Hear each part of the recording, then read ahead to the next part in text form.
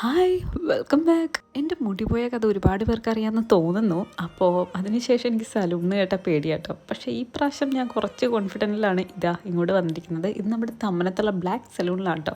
Actually എൻ്റെ ഇപ്പോഴത്തെ ആവശ്യം കളർ ചെയ്യുക എന്നുള്ളതായിരുന്നു. എന്തായാലും മുടി പോയി, ഇനി ഞാൻ പോണേ മുമ്പ് ബാക്കി ആഗ്രഹങ്ങളൊക്കെ അങ്ങോട്ട് തീർത്തേക്കാന്ന് വിചാരിച്ചു. ഓടി വന്നങ്ങോട്ട് കളർ ചെയ്യല്ല കേട്ടോ ചെയ്തത്. നമ്മുടെ മുടിക്ക് അത് സ്യൂട്ട് ആവണതാണോ നോക്കി, ബ്ലീച്ച് വേണോ വേണ്ടേ നോക്കി, മുടിയുടെ ടെക്സ്ചർ നോക്കി, അങ്ങനെ മൊത്തം ഒരു ഡിസ്കഷന് ശേഷം ഞാൻ സ്വന്തമായിട്ട് തിരഞ്ഞെടുത്ത കളറാണ് ഈ റെഡ് കളർ. ഒരുപാട് നാളത്തെ ആഗ്രഹമാണ് റെഡ് കളർ കൊടുക്കണമെന്ന്. ഇവർ വേറെ ഒരുപാട് സജഷൻസ് എനിക്ക് തന്നെങ്കിലും ഞാൻ രണ്ടും കൽപ്പിച്ച് ഇതങ്ങോട്ട് സെലക്ട് ചെയ്തു. അല്ലെങ്കിൽ വീട്ടിൽ വരുമ്പോൾ എനിക്ക് റിഗ്രറ്റ് അടിക്കൂടാ, അതുകൊണ്ടാട്ടോ.